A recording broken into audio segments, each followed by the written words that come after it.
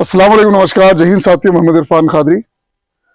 दोस्तों, तेलंगाना के अंदर इलेक्शन बहुत नज़दीक है, यानी 2 महीने के अंदर जो है इलेक्शन है और माना जा रहा है कि कांग्रेस कमेटी जो है बड़ी जोर के साथ अपनी ताकत झोंक रही है इस इलेक्शन में। लेकिन माइनॉरिटीज़ के बड़े इशूज़ है, तो इस इशूज़ पे बात करने के लिए मेरे साथ मौजूद है सैयद निज़ामुद्दीन जी, जो कि कांग्रेस पार्टी के बड़े सीनियर कायद है और मौजूदा हालत में वो जो है टीपीसीसी स्पोक पर्सन भी है। निज़ाम जी, अस्सलाम वालेकुम। वालेकुम जी। और निज़ाम जी, बहुत बहुत शुक्रिया, आप जो है हमारे चैनल पे आप बात करने के लिए आए। लेकिन मैं पहला सवाल आपसे ये करूंगा कि आज मौजूदा हालात में तेलंगाना माइनॉरिटी डिपार्टमेंट खामोश है, कई माइनॉरिटीज के इशूज है। लगता है तेलंगाना के लोग जो है, मुसलमान लोग वोट डालना चाहते हैं, लेकिन वोट लेने के लिए कांग्रेस पार्टी आगे नहीं बढ़ रही, तो इस पर क्या करना चाहिए? ऐसा कुछ नहीं है। देखिए, मैं भी माइनॉरिटी हूँ, मेरा नाम भी सैयद निज़ामुद्दीन है, मैं भी स्पोक्स पर्सन हूँ। ऐसा नहीं है कि जो है कांग्रेस पार्टी जो है इसके लिए काम नहीं कर रही। हकीकत यह है कि जब से भारत जोड़ो यात्रा निकली कन्याकुमारी से कश्मीर तक, जब राहुल गांधी जी जो है 4000 किलोमीटर का सफ़र तय करे, उस दिन से जो है ना एक हुकूमत के खिलाफ, यानी जो हुकूमत हिंदुस्तान है, बीजेपी की जो हुकूमत है, नरेंद्र मोदी की जो हुकूमत है, पिछले 9 सालों में जिस तरह से खास करके माइनॉरिटी सफ़र हो रहे थे, उन तमाम इश्यूज़ के ऊपर राहुल गांधी जी ने अपना सवाल उठाया। और डेफिनेटली जो है उसके साथ साथ हमारे पीसीसी प्रेसिडेंट रेवंत रेड्डी जी भी इस पर सवाल उठाया, और मैं भी जो है ना कई ऐसे इश्यूज उठाया हूँ। लेकिन नहीं, आप सवाल उठाए बोल रहे, लेकिन जहां तक 12% रिजर्वेशन की बात है, या जुडिशरी को जो है वक्फ बोर्ड को जुडिशरी देने की बात हुई थी, यानी कई ऐसे मसाइल है, 2 लाख नौकरियों की बात है, तो इन मसलों पे जो है ना तेलंगाना माइनॉरिटी बहुत पीछे है। 12% रिजर्वेशन एक बहुत बड़ा इशू है, जो कि आप जिस तरह से 2004 से 2014 में कांग्रेस ने 4% रिजर्वेशन दिया है, तो ये 12% देने का जो वादा हुआ था उसके ऊपर आप लोग खामोश है। खामोश नहीं, हम लोग कई ऐसे इसके बारे में प्रोटेस्ट भी करे और कई ऐसे जो है प्रेस कॉन्फ्रेंसेस भी हुए। चार मीनार से लेके जो है गांधी भवन तक इसके ऊपर एक मार्च भी हुआ था।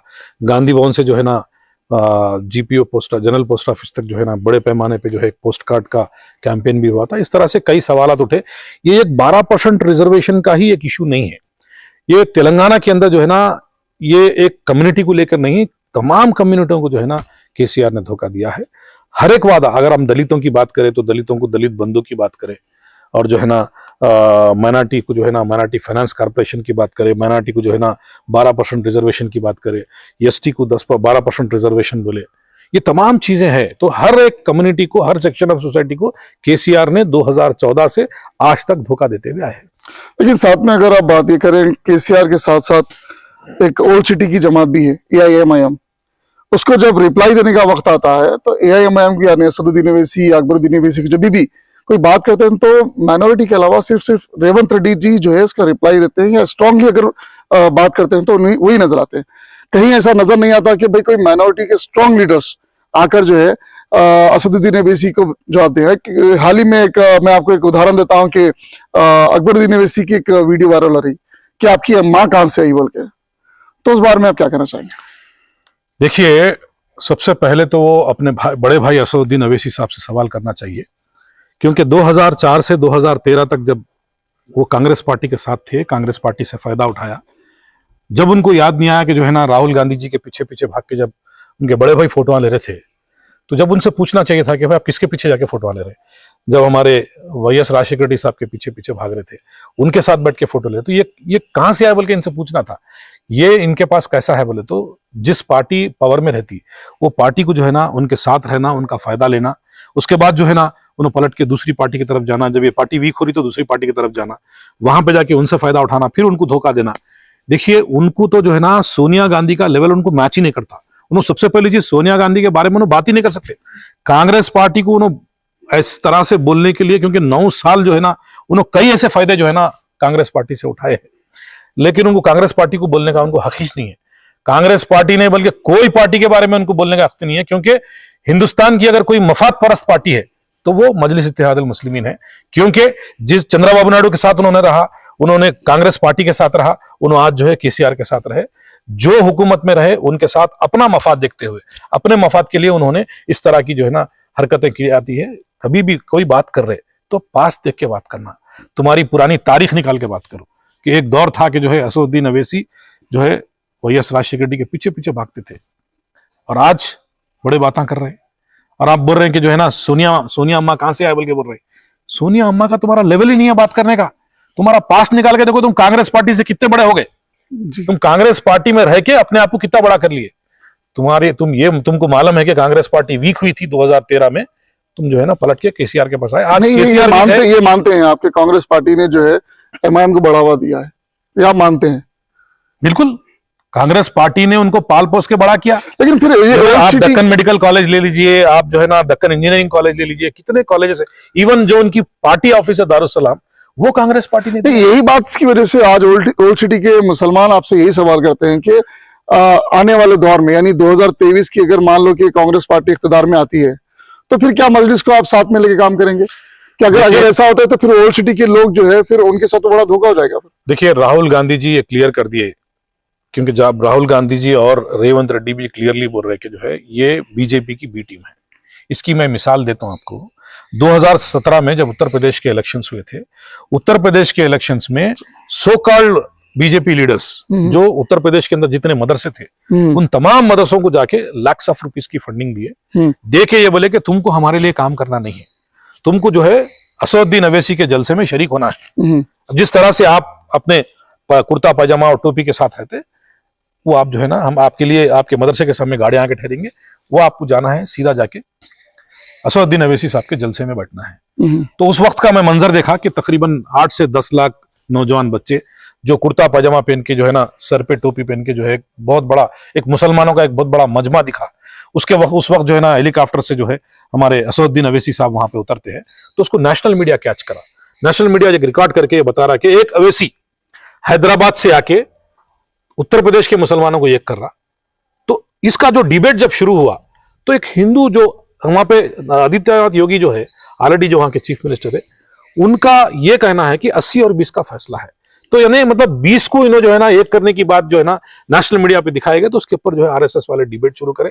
और इसका जो फायदा होना चाहिए था, जो मुसलमानों को फायदा होना चाहिए, इनके प्रेजेंस से बीजेपी को फायदा हुआ, बीजेपी मजबूत हुई, उत्तर प्रदेश में एक नहीं दो बार हुकूमत कायम। एक और एक बात निजाम जी, आप ओल्ड सिटी के अंदर जो है आपको हाईकमांड ने कुछ जिम्मेदारी दी है स्पोक पर्सन के अलावा भी, तो मैं पूछना चाहता हूँ कि शायद आपको 5 कॉन्स्टिट्यूंसी जो है आपको उसमें जिम्मेदारी दी थी, डीसीसी के साथ आपका तालमेल है, तो क्या बदलाव होना चाहिए 5 डिवीजन के असेंबली के अंदर? देखिए, मैं आपको सबसे पहली चीज एक बात बता दूं कि जो है 60 साल से कारपोरेटर, 50 साल से एमएलए और तकरीबन 35 साल से जो है मेंबर ऑफ पार्लियामेंट रहे, और उनका यह नारा रहा कि शहर हमारा, मेयर हमारा।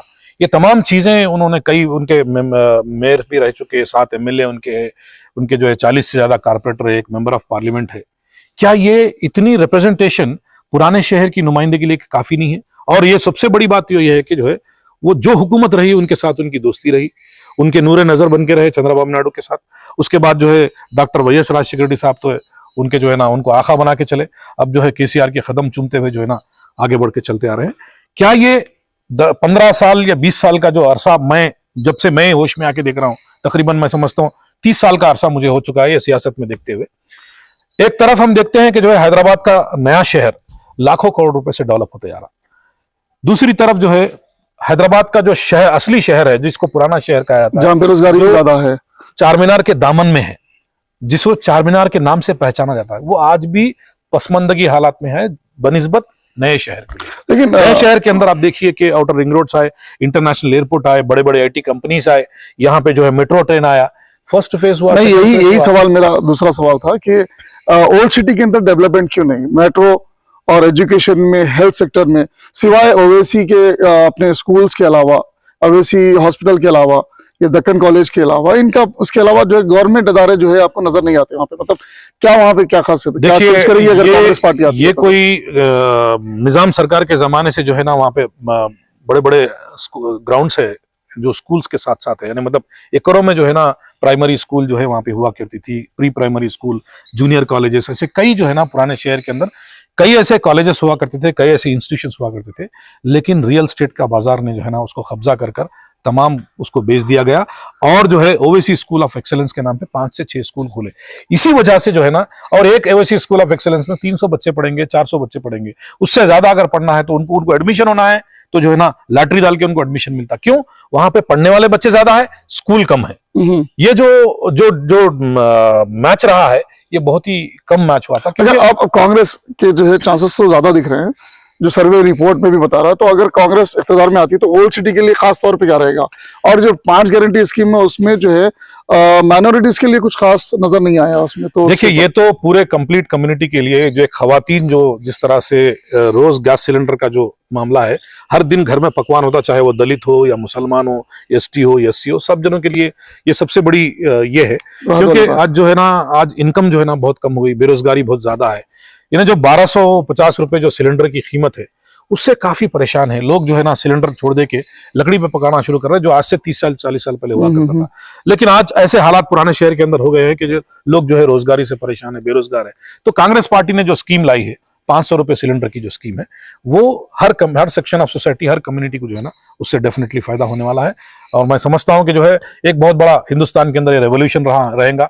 आप कर्नाटक के अंदर देखिए, जो है ना 5 स्कीम, वहां पे 5 गारंटी स्कीम्स दिए थे, 4 स्कीम को ऑलरेडी वो इंप्लीमेंट कर चुके हैं।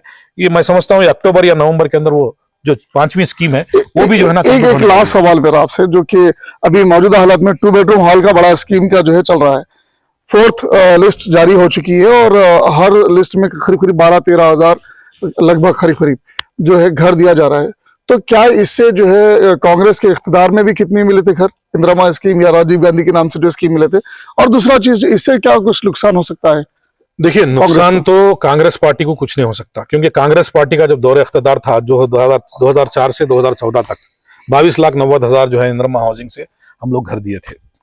वही पलट के अगर हम 2014 से 2023 तक की अगर हम बात करें, तो जो डबल बेडरूम हाउसेस की बात करें, तो जो एलिजिबिलिटी क्राइटेरिया है वो 9,51,000 की एलिजिबिलिटी क्राइटेरिया है। उसमें से उन्होंने जो है ना 2,91,000 के हम सैंक्शन देंगे और पूरे तेलंगाना के अंदर 2,91,000 डबल बेडरूम हाउसेस बनाएंगे बोल आज करीब 50,000 करीब है। बस मैं समझता हूं कि जो है पूरे 10 साल के इख्तियार में आप कितने घर बनाए? 50,000 बनाए होंगे, 60,000 बनाए होंगे। क्या 50-60 हजार से आपके 9 लाख के फिगर को टच कर सकते? आपका कमिटमेंट था 2,51,000 का आपका कमिटमेंट था, उसमें से 50% भी आज आप पूरे नहीं कर सके।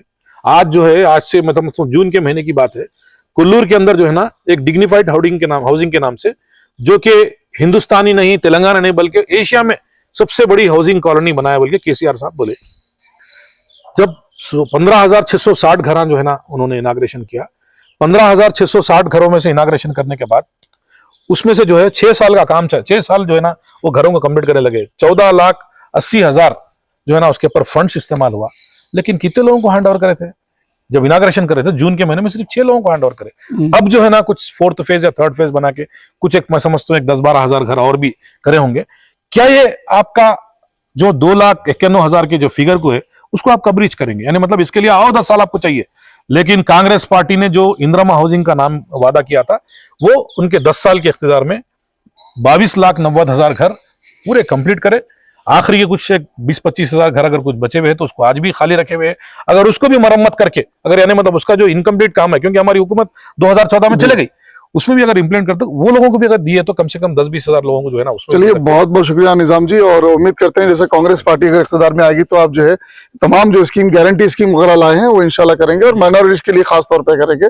तो मैं निजाम जी का बहुत बहुत शुक्रिया करता हूँ। और जिस तरह से निजाम जी से मेरी आज बात हुई और माइनॉरिटी इश्यूज के ऊपर बात हुई, और अकबरुद्दीन अवैसी जो बयान दिए हैं, इनडायरेक्टली जो सोनिया गांधी का नाम लिए हैं उसके ऊपर भी बात हुई।